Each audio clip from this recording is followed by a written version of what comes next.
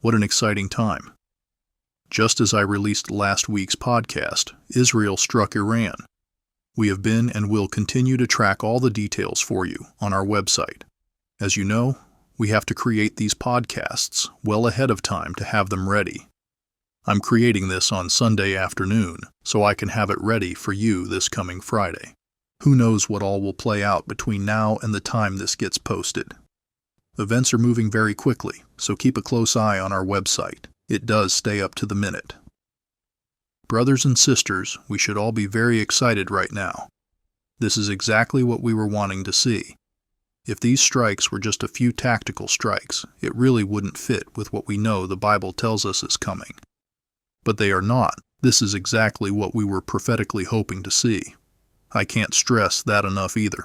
Sunday the 15th, as I am creating this, Iran is being completely destroyed. I'm also seeing reports that leadership that is still alive is seeking to escape to Russia. By the time this podcast is released, it's entirely possible there is going to be a complete regime change. Now, whether this regime stays or a new one takes over, we know that Iran will be a part of the Ezekiel coalition. But here's the important thing. Once the dust settles from this, Iran by itself will pose no threat to Israel. The complete beatdown that Israel's handing to Iran right now, as I'm making this podcast, leaves absolutely no doubt. Without any question, once this ends, we move directly into the beginning of Ezekiel 38. Joel Rosenberg just released a report talking about the status of Israel. I want to play just a little bit of that for you, and then I want to go into detail with you about what I mean when I say, once this ends, we're going directly into Ezekiel 38. Israel has just emerged as the dominant superpower of the Middle East, bar none. That's the implication of the stunning, surprise, preemptive, sweeping military attacks that Prime Minister Netanyahu ordered the Israeli military to attack Iran's nuclear sites, its ballistic missile facilities, and its top military leadership. Hi, this is Joel Rosenberg in Jerusalem with a YouTube exclusive for the Rosenberg Report. Now, you have to understand that what just happened has completely changed the Middle East forever. I'm not saying it won't get messy. I'm not saying that Iran may not have some tricks up its sleeve, that it will be able to fire missiles or suicide drones and do some damage. Some real damage. Iran may have ways to hurt Israel in the coming hours and days, and it could unleash suicide bombers and terror cells throughout Europe, throughout the United States, Canada, around the world, killing Jews, killing Israelis, killing Americans, killing Europeans, killing Christians. There's a lot of damage that Iran could do. But something huge has just happened, and I want to walk you through how big a deal this is. Most people in the world thought that Israel couldn't technically destroy Iran's nuclear facilities, nuclear weapons facilities, its nuclear program. They didn't believe we could destroy Iran's ballistic missile program, and they didn't believe we could decapitate Iran's military leadership. But all that happened beginning around 3 a.m. on Friday, June 13th.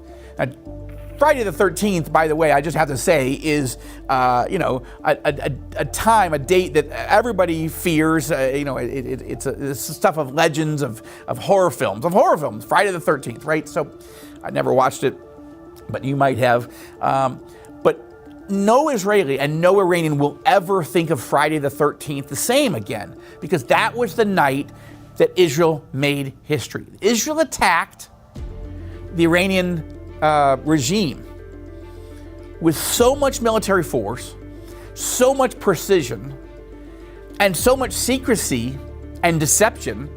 Iran's leadership didn't see it coming, and there is just smoking wreckage where a really dangerous military arsenal once stood.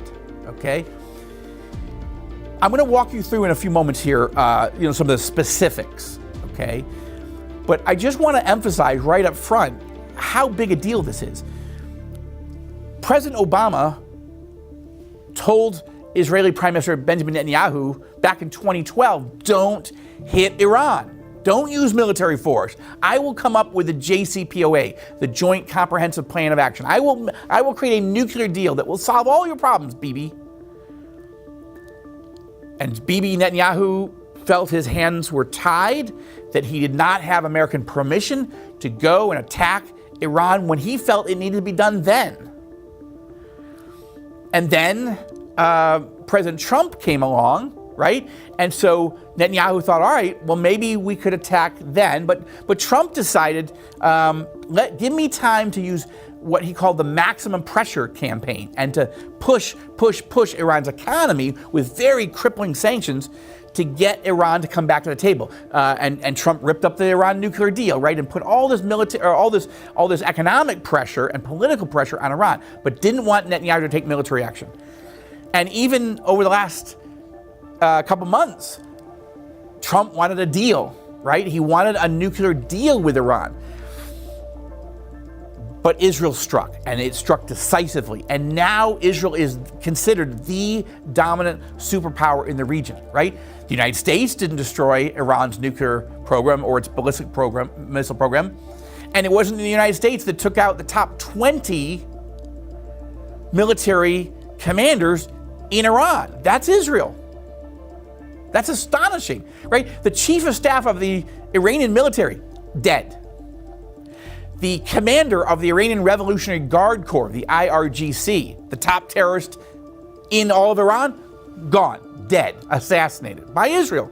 The top 20 leaders, 20 military commanders in Iran, they're dead. And I think in the hours and days ahead, we may see more. Wave after wave of Israeli attacks are continuing to pound Iranian positions, particularly those nuclear sites like Natanz and other hardened nuclear sites that are very deep underground, where Iran was enriching uranium illegally in defiance of its own signature on the Nuclear Non-Proliferation Treaty, in defiance of one UN resolution after another. In fact, the UN Nuclear Watchdog Agency, the IAEA, the International Atomic Energy Agency, just declared again Iran in non-compliance, in egregious non-compliance, dangerous non-compliance, and voted overwhelmingly to publicly condemn Iran. That almost never happens at the UN. It almost never happens inside the IAEA. And it just happened days ago. So Israeli Prime Minister Netanyahu and the Israeli Defense Forces, the IDF, have done something that the United States never did, that previous Israeli governments haven't done, that no Arab government could do, even though every Arab government in the region, maybe with the exception of Qatar, and maybe the exception of Iraq, every Arab leader that I've met with in the region wants Iran's nuclear and missile forces and terror infrastructure to be neutralized. If it could be done diplomatically, great. But there was no evidence that it could be done diplomatically. And there was cheering inside the palaces. I guarantee you there's cheering inside Arab capitals in Saudi Arabia, in the United Arab Emirates, in Bahrain, in Jordan, in Egypt, in Morocco. Israel has taken out Hezbollah's top leadership, Hamas's top leadership, and now Iran's top military leadership. What is happening is President Trump, who was trying to make a deal with Iran, he genuinely was. He genuinely thought there's a possibility. Let's give Iran's regime the possibility that if you want to make a deal. When did Trump make that ultimatum to Iran? He made that ultimatum, he issued it on April 12th. When did 60 days elapse? June 11th. And what happened in the last few days before June 11th? The Supreme Leader Ali Khamenei publicly rejected all the negotiations and said, we're not making a deal. And Trump could see that Steve Witkoff, his chief envoy, was meeting with the Iranians and it was going nowhere. In fact, Iran was hardening its positions and simultaneously accelerating its enrichment of uranium to military grade, and intelligence seems to indicate Iran was moving toward building 9, some reports say 9 nuclear bombs. Other reports are telling us 15 nuclear bombs. I'm not sure yet. But the point is, Iran was going in the wrong direction. So what happened on the 61st day after Trump's ultimatum? That was Thursday, June 12th. It's clear now, Trump gave Bibi the green light. Bibi was ready. His military was ready. Israel had practiced. And now Bibi Netanyahu had the green light. These negotiations have failed. But Trump gave cover to Israel because he's our friend. And he told Bibi, don't attack Iran while I'm negotiating. And then Israel did. Not in defiance of Trump. It's clear now that Trump gave the green light to Netanyahu on the 61st day after the ultimatum. And what happened? Bibi Netanyahu, the Prime Minister of Israel, gave the order, and in the wee hours of the morning of Friday, June 13th, the 62nd day, Israel attacked. And the attacks are going on as I record this, and the attacks are super successful. It may get messy. Could go on for days or even weeks. But the point is, Bibi Netanyahu has just changed the entire dynamic in the Middle East. The Saudis are watching, and they love what they see. The Emiratis are watching, and they love what they see. The Bahrainis are watching, they love what they see. The Egyptians and the Jordanians have a little bit more complicated relationship with Israel, but they love what they see. Iran has been humbled. No one else would do it. And I'm telling you, 6 months from now, a year from now, you are going to see that Israel is the dominant military power, political power, and I think economic power increasingly. I think Arab countries are going to want to make peace deals and economic deals with Israel because we defeated Iran, because we defeated Hezbollah in Lebanon, because we are in the process of finishing off Hamas in Gaza, and we, by the way, are continuing to hit the Houthis in Yemen. No one else would do it. Trump has helped, but even President Trump didn't want to attack Iran himself. The United States has the capacity, but Trump wanted to play the good cop. But he was fine with Netanyahu playing the bad cop, as it were. Now, one last question. But I want to say, any of you that are evangelical Christians like me, I think this is a huge answer to prayer. The prayers of millions and millions and millions of evangelicals in the United States, Canada, and around the world who've been praying for the peace of Jerusalem, for victory over our enemies, and for the neutralization of the Iran nuclear and terror threat. And we're also praying, and keep praying, for the full liberation of the Iranian people from this wicked, corrupt, genocidal regime. Okay? We want to see Crown Prince Reza Pahlavi, or someone like him, but I think Pahlavi would be great, to be the new leader of Iran, a new, free, safe, friendly, moderate Iran. You remember on the Rosenberg Report, I did an exclusive interview with the exiled Crown Prince of Iran, Reza Pahlavi, and he told me on camera, I want to make peace with Israel. When I become the leader of Iran, I'm going to make peace with Israel, and I'm going to call it the Cyrus Accords. Right out of the Bible, right out of our history, where Cyrus was the great Persian king that blessed Israel and let all the Jews that had been taken by the Babylonians into captivity and were now under Medo-Persian control, let them all come back here to Israel, rebuild our capital, rebuild our temple, and the Iranians paid for it. The Persians paid for it under King Cyrus. And that's what Reza Pahlavi told me he wants, the Cyrus Accords. I'm looking forward to that day. Now, I think there's a lot of challenges between here and there. I'm not saying that's necessarily going to happen, but I'm saying we have seen game-changing, historic victories in recent hours and days and weeks. And Netanyahu still is politically underwater here in Israel. The leading opponent of Netanyahu is former Israeli Prime Minister, former Israeli Defense Minister Naftali Bennett. We just interviewed him exclusively here on the Rosenberg Report. In fact, Thursday night, June 12th, it was the Rosenberg Report where Naftali Bennett laid out his concerns that Bibi Netanyahu wasn't delivering the knockout punch to take out Iran's nuclear and terror threat, missile threat. Why isn't he doing it?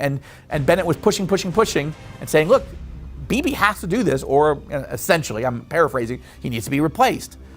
Now the question is, does Bibi Netanyahu score a big political victory here? Will Israelis start saying, all right, well, we've had issues with him, but now he's winning? Maybe. And this is a miraculous victory. I'm not saying there aren't messy, hard days ahead. There are, very likely. Let's keep praying. Don't lower your guard. But this is huge. It's huge. And Trump is loving what Netanyahu has accomplished. And Trump has loved playing the good cop and loved letting Bibi play the bad cop. And Bibi loves it too, because this has been his mission. For as long as I've known him, Netanyahu has seen himself as the man who would protect Israel. And October 7th was such a stain on his record and on his rhetoric. But now Netanyahu has done what no Israeli prime minister in history has done, no other world leader has ever done. Neutralized the Iran threat, destroyed Hezbollah, and he's in the process of destroying Hamas and getting the hostages back. Hopefully, keep praying.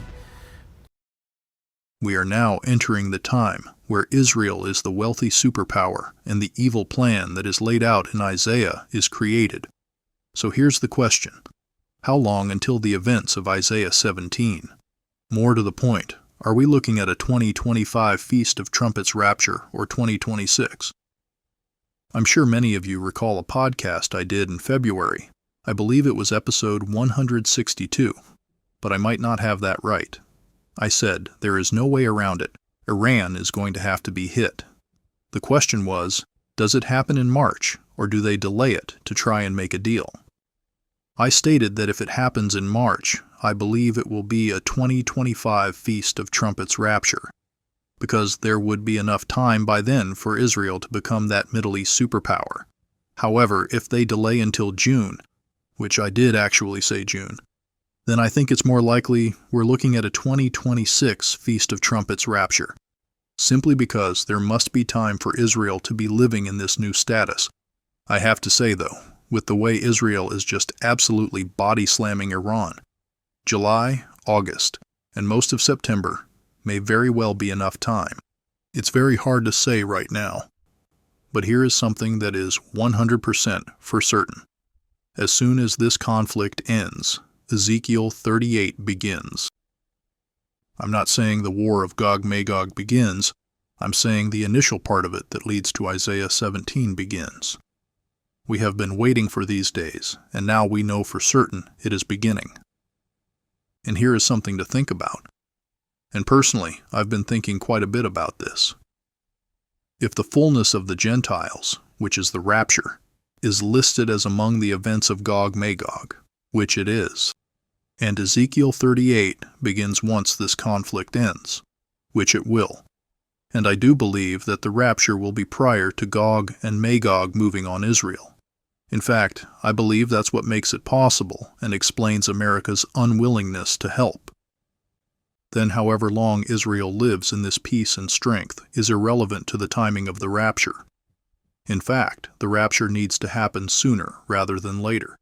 This coalition is not going to form in the face of the U.S. and Israel, along with other supporting countries. Coupled with that, if we have a July, August, and September with the Middle East no longer appearing to be a problem while things in America appearing to move in a positive direction, a Feast of Trumpets rapture this year would truly catch many by surprise. Remember what Jesus told us. Be on guard, so that your hearts will not be weighted down with dissipation and drunkenness and the worries of life, and that day will not come on you suddenly like a trap, for it will come upon all those who dwell on the face of all the earth. But keep on the alert at all times, praying that you may have strength to escape all these things that are about to take place, and to stand before the Son of Man.